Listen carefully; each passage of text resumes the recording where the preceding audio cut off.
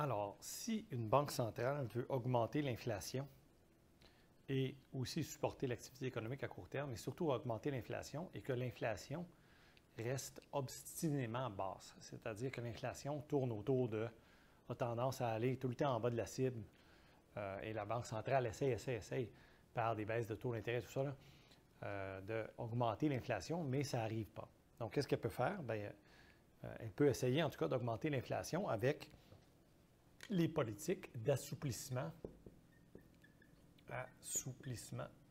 quantitatif. Alors, dans le cas de l'assouplissement quantitatif, ou parfois appelé détente monétaire,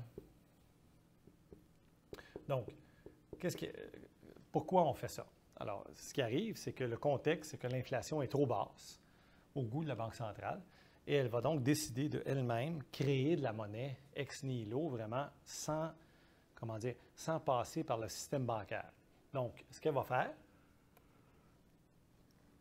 c'est de façon imagée, en fait, concrètement, c'est un peu ça, mais pour comprendre vraiment avec un exemple simple, c'est comme si la Banque centrale allait sur l'ordinateur et tapait plus 100 milliards. Donc, on aimerait ça pouvoir faire ça, mais donc là, alors la Banque centrale, ce qu'elle fait, c'est ça. Donc, elle va sur l'ordinateur, fait plus 100 milliards ou plus 1000 milliards.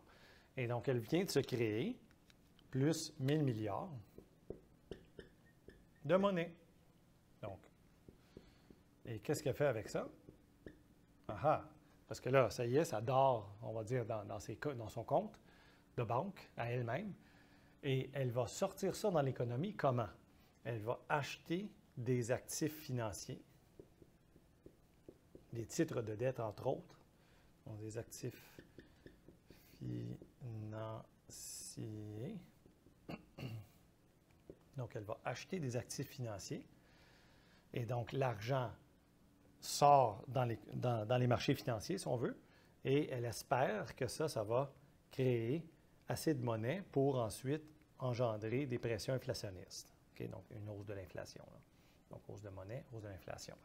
Donc, évidemment, elle fait ça aussi parce que par l'achat d'actifs financiers, elle augmente le prix des actifs. Là, je parle des actifs, et non des biens-services dans l'économie. Elle augmente le prix des actifs financiers et donc, elle baisse les rendements partout. Okay? Donc, les rendements.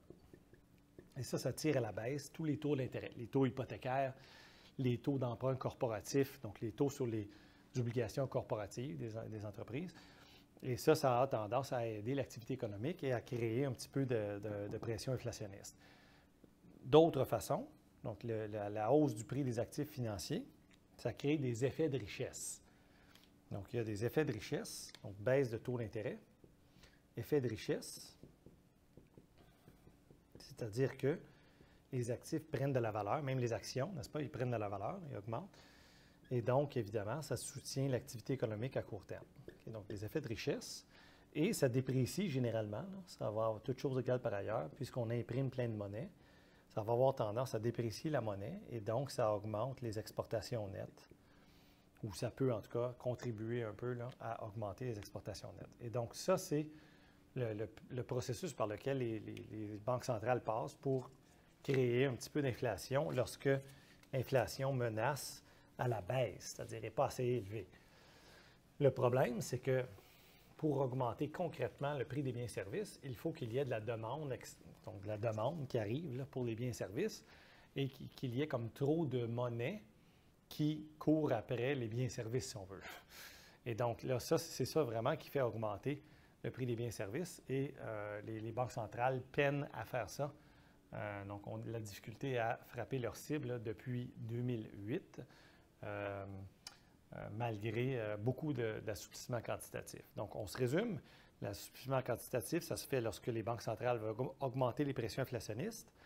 Ils impriment de l'argent en version moderne, c'est-à-dire qu'ils vont sur l'ordinateur, ils tapent le montant qu'ils veulent créer, ça ne leur coûte rien. Donc, ils font plus 1000 milliards.